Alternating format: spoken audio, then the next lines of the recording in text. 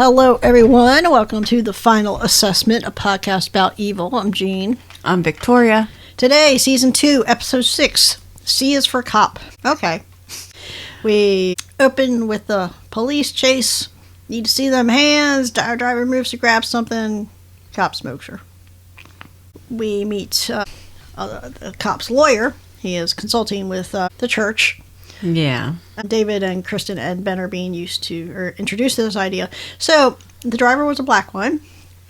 She was reaching for her cell phone, which the cop thought was a gun. That's why he shot her. He appears to be clean. He is a Catholic. His son, I guess, goes to the same school that Kristen's girls go to. Yeah. And he believes... So they're going to plead insanity. Because he saw a gun, and there was no gun, but he saw one. Yes. He believes that there was a demonic intrusion, which caused him to see the gun. So the Monsignor explained the logic of why the church would be taking the case. Monsignor's like, you don't know that he's racist, you need to withhold judgment. And David gets up and leaves. He's like, where are you going? David's like, I'm withholding judgment. Which I thought was great. They asked some things about, like, well, if the driver had been Kristen, would you have shot her? The cop does admit here, he doesn't say he would have not shot her. He said he doesn't know. Yeah. Which is, David's like, okay, well, at least you're being honest. Yeah. Now, Cheryl, we did have Cheryl admitting that she had dated demons before, which I thought was, I didn't know how to feel about it when it happened. And then here we get Cheryl is setting up weird little altars with creepy looking dolls. Creepy looking dolls. And I really don't know how to feel about this. I don't either. Because this doll is just, ew. The doll is gross. The whole thing is weird. Yeah. I don't know that we ever get a great explanation for any of it. I don't think we do. There's one point during the episode she lights the candles and she's looking at the doll and it almost sounds like she's chanting something, but I can't figure out what she's saying. I think at one point I thought that... Do I think this for a reason? Because at one point I had in my head that her husband's spirit was in the doll. I don't know. Okay, that could just be a thing I made up to try to explain what this wackiness is all about. I don't know. Because it's really weird and creepy. It's really weird. My one objection to this show is we're never, ever clear on what the fuck is going on with Cheryl. What is her deal? Yeah, and I mean, I get the creepy stuff, the dolls, but this doll is just weird. Not only does it look weird, but when they look weird like this, it makes them more creepy. Especially when she's got it sitting between two candles and she's saying something, you can hear it, you just can't figure out what she's saying. Yeah, it's all very weird. Yeah. So the doll will come back. It comes back. Kristen, David, Ben, they're looking over Officer Turley's lie detector results. And they're like, well, Satan uses racism as a form of diabolical oppression. And the sideways looks that this gets. Yeah. I'm like, I mean, is that not where we were going with the sigil that belonged to the slave owner last season? Yeah. Mira's come over because she saw this doll. She was the one that called Cheryl out. Like, is that an altar? And Cheryl's like, no, it's just a doll. It's clearly an altar, right? Yeah, it's an altar. But so Mira and Kristen are hanging out and drinking margs, talking about Turley. And Mira's like, the cops will see guns and things, and she relates her own story about one time where she almost shot a guy with his daughter in his arms. There had been a report of a man with a gun with his daughter, and when they opened the door, she saw the gun. She was sure it was a gun. No, she was sure it was a gun, but when her partner started screaming not to shoot, she realized it was not a gun, it was a mop that he was using to get cobwebs off the ceiling with. Yeah. Basically, she's vouching for this Turley guy. Yeah. I think we'll see how it plays out in the episode. I don't doubt Mira's good intentions until we'll see. A lot happens in the last few minutes. So anyway, Mira is asking about the LaRue case again because LaRue's wife has an alibi, but her new boyfriend does not. Nice. And Kristen's like, fascinating. Anyway. Yeah. So Ben is researching techniques that can be used to undermine polygraphs, and his succubus little girlfriend comes back and she's slapping a polygraph on him. Yeah, and every time he doesn't answer a question, she stabs him. What is going on with Ben here? Ben feels like an impossible person to me because apparently he had started college. He dropped out because he had come up with this gene editing process that was, I guess, was used in experiments, and I guess they kept being used, which is why he dropped out, because he didn't want anything to do with it because it was having bad results. We're not super clear. I don't think that this ever comes back up. And I thought Ben was a computer guy. Did he start being a computer guy after he unleashed Pandora's box as a genetic engineer? I'm not sure. I was kind of curious to that too. I was like, I don't remember them ever saying. Yeah, and like I said, I don't think this ever comes back up. I don't think it does either. Anyway, it made me curious. It made me curious too. Think about the gene editing, and does this tie into the fertility clinic stuff at all? You know? Yeah. It does make one of those things. Yeah. Anyway, our trio is reviewing the body cam footage, and David catches a tattoo that matches one of the sigils on the sigil map. This is bad news, right? Yeah, I mean, it matches straight up. And this is where we find out there's this app that David uses that Ben has been recommended to use, and he might start using. He probably should start using. It's a pullover app. So basically, people use it, and if you get pulled over, you're supposed to say, I'm being pulled over. The app activates, automatically starts recording, because David wants to compare his footage, see if he sees this tattoo on any other cops. And Kristen's like, what are we talking? How many times you got pulled over? And he's like, 5 times. She's like, since when? He's like, in the past year. And she's like, what the fuck? She's like, I haven't got, and find out Ben has the same problem. Yep. And Kristen's starting to realize the privilege of being a white woman is that you can go 10 years without ever getting pulled over. Yeah. And she has a moment here where she's like, this makes me so bad. And Ben's like, oh, you're sweet. But they do spot that tattoo. But this will be important. This idea of David and Ben getting pulled over so much when Kristen just never does will be incredibly important later. Yeah. So she does get a text from Mira. Mira is at Kristen's. So the boyfriend also has an alibi. He does have a criminal record, but this was a strange exchange. Mira is baffled by the fact that this guy with a criminal record has also taken poetry classes at Columbia. I'm like, not every criminal record is murdering people and keeping their heads in a freezer. Why is this so baffling? Yeah. Some of the best writers in our country's history have had criminal records. It's a weird thing to get caught up in. Anyway, so now Mira's like, well, I have to do my due diligence. He was killed with a serrated edge. Can I check your knives? Kristen's like, sure. No serrated edges. Kristen keeps looking at her climbing stuff. I'm like, stop it. Stop moving your eyeballs. Looking. Yeah. Good Lord. You're so bad at getting away with murder, Kristen. Stop it. This will all come back. So anyway, she's going to talk to Alexis later, because Alexis was awake. Alexis knows more about Kristen's whereabouts that night than anybody else. She talked to Alexis. Does confirm this tattoo. She's like, but it's like a superstition thing, like wearing 2 socks or whatever. I'm like, a tattoo is a little more than wearing 2 socks. 2 pairs of socks. You gotta go get it done. Yeah, you've got to get it done and go through whatever little or lot of pain you might go through for a tattoo. You can't get rid of it. Yeah, I mean you can, but it's going to be more painful to get rid of, and it costs more in the end. So why even do it if you don't want it? Yeah. For one, yeah. So it's more than superstition. So you wonder, how much does Mira know versus how much she's just out of the loop? Yeah. Because we will find out later. There's more to it. Yes, there is. Kristen and Alexis, they need to get their story straight. Alexis senses what Kristen wants to tell her, but she doesn't want to lie. But she points out that Ben had just put in the alarm system and it wouldn't have gone off if you had left. And not if she put in the code. What are you talking about? Of course it wouldn't. Anyway, so they find this 4chan forum that Mira had pointed them to. It's basically cops sharing stories or whatever. But in the meantime, Kristen realizes Ben is not quite right and wants to know if he's been sleeping. He has not been sleeping, and she gives him the silent alarm string on the wrist trick that she used to get rid of George. Yeah. Kind of. Yeah. Mostly. So they go to meet with the Monsignor. So this is what they've discovered from all their research. There's this thing called the Protectors, which they believe is a gang in the police force. And the Monsignor's like, no, that's just something they get from this show called Justice Served. And now Dave was like, well, the show could be a source of evil. Yeah. And he's like, dude, it's just like Law and Order or whatever. It's just a TV show. No. Yeah. Well, anyway, in the meantime, Alexis has told Cheryl about her conundrum. Like, I know Mom won't say she wants me to lie, but I think she does. But and Cheryl's like, no, don't lie. Don't do that.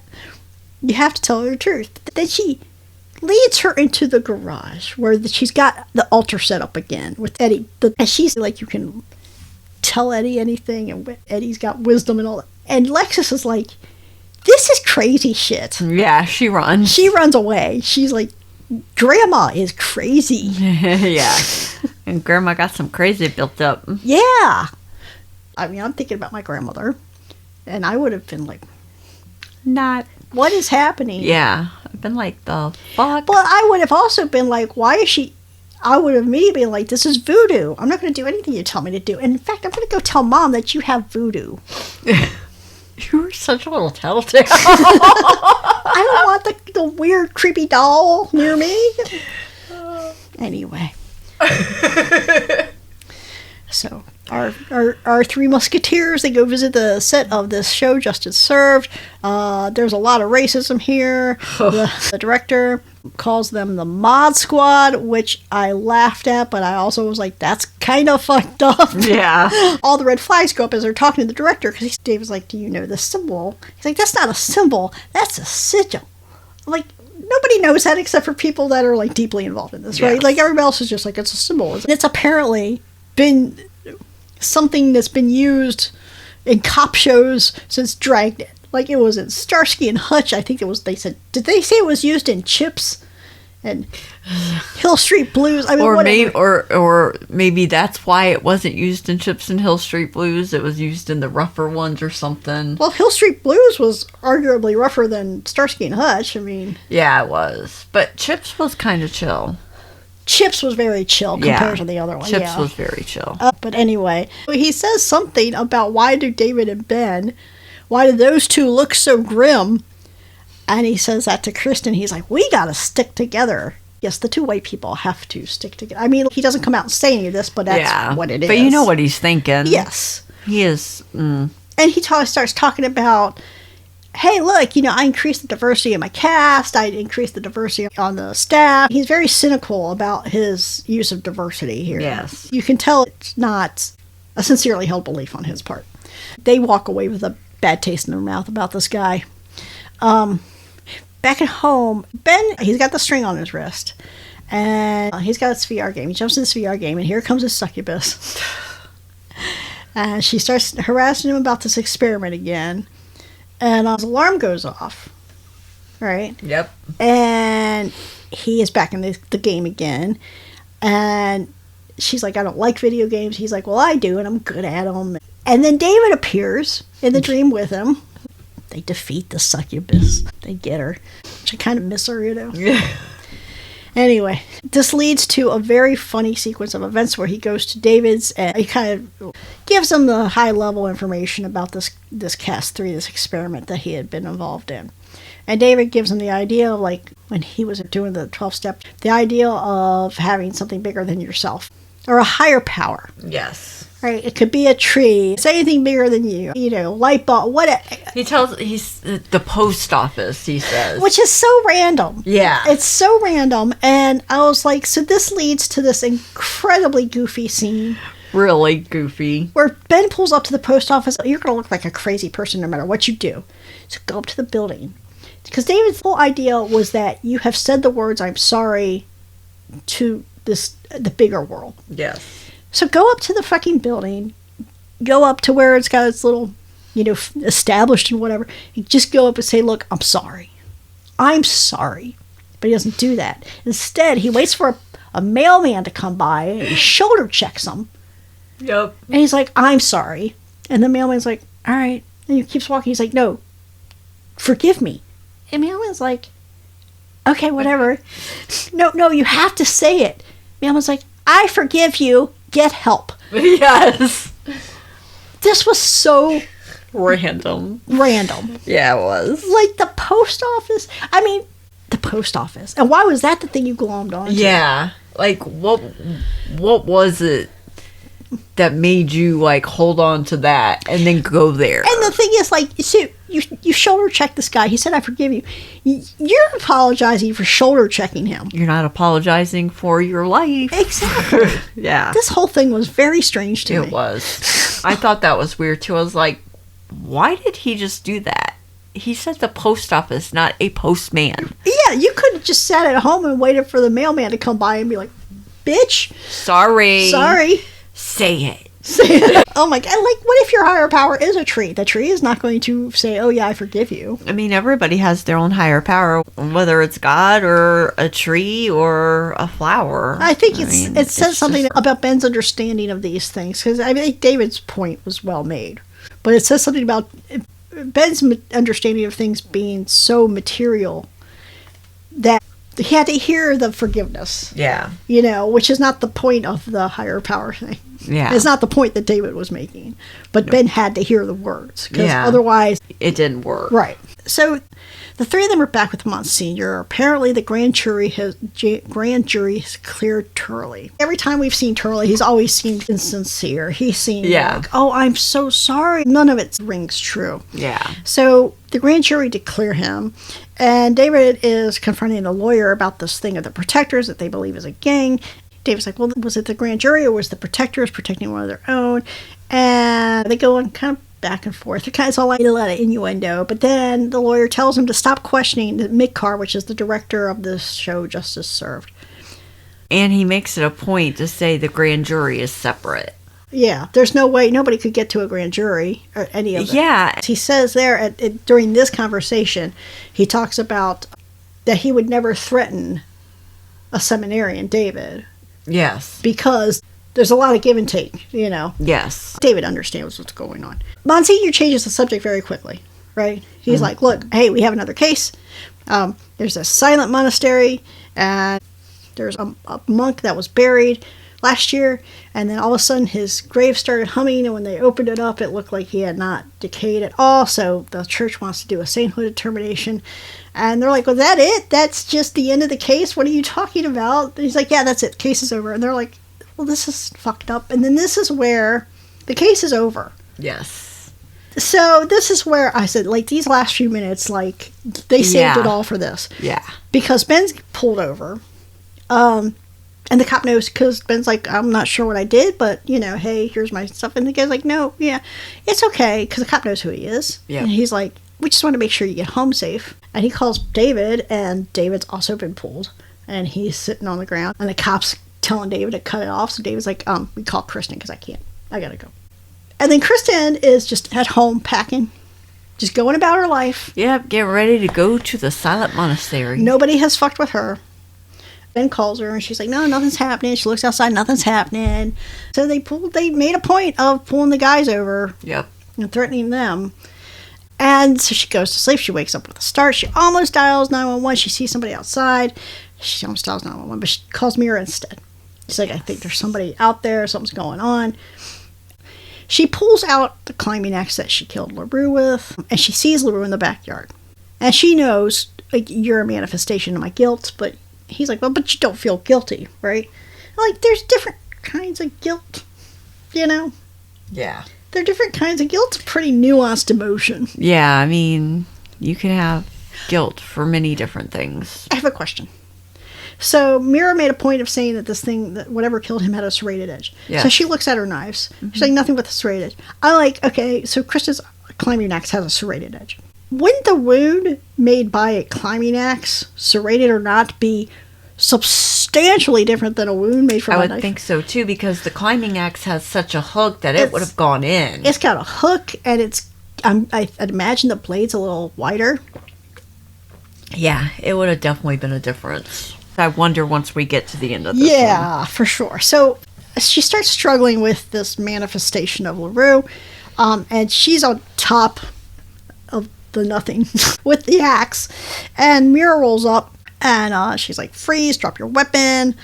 Mira's got her partner there, another cop there. Yeah. And Mira sees what Kristen has in her hands and starts adding it all up with the serrated edge.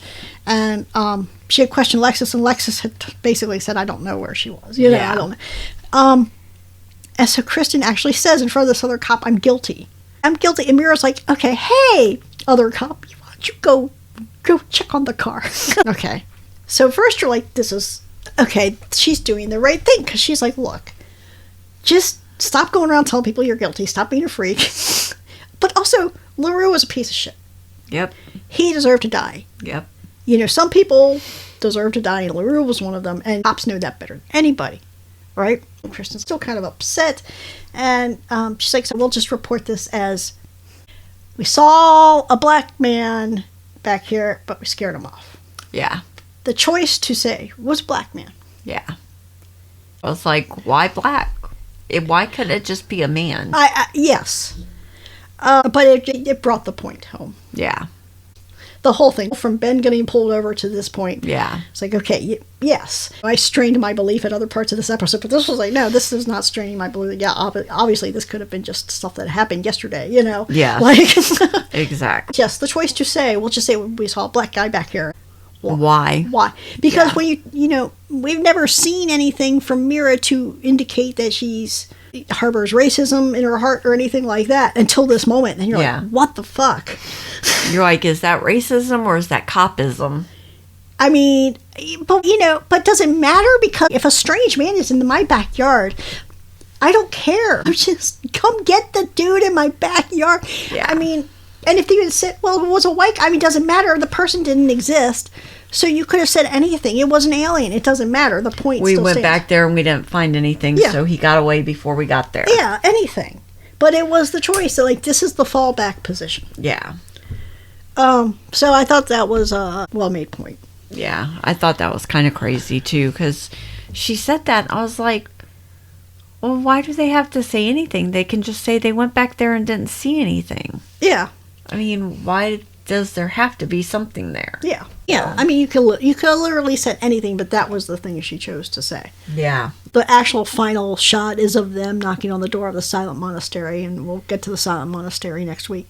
Yeah. They're all just kind of standing there when they look through the slot of the monastery door. It's cute. So we're getting back a little more. I think the first few episodes of this season were kind of more like an X-Files, like with the elevator game and the angel and the fire and the night terrors and all that crazy thing happening and every episode. Yeah. And there's a few modes to this show. In the last two episodes, like the zombie episode, the Congo Run, and this one, is getting more into, which they had done a few times in the first season, which is more closely analogizing everyday things. Yes, there's the evil of these fantastic creatures and these diabolical plots among these demons, but there's also the small everyday ways that evil presents itself. Like as a ruthless supervisor. Yes. Or a racist cop or whatever. Yeah, anything like that. So, just your daily bullshit. Yeah, exactly. Okay, so, do you have anything else?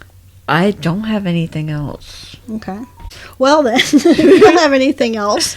So next week, we'll be talking about Season 2, Episode 7. Yes. Which is the Silent Monastery. Yes. S is for silence. And it's a lot of fun. It is. It's a good episode.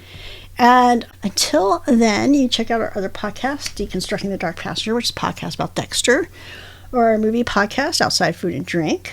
We'll have all that information in the show notes. You can follow us on our socials, drop us a line or email, whatever. Anything you want to complain about, we're good for. Yes, we will entertain all your complaints. So, do you have anything else? I do not. Okay, so in that case, until next week when we talk about Episode 7.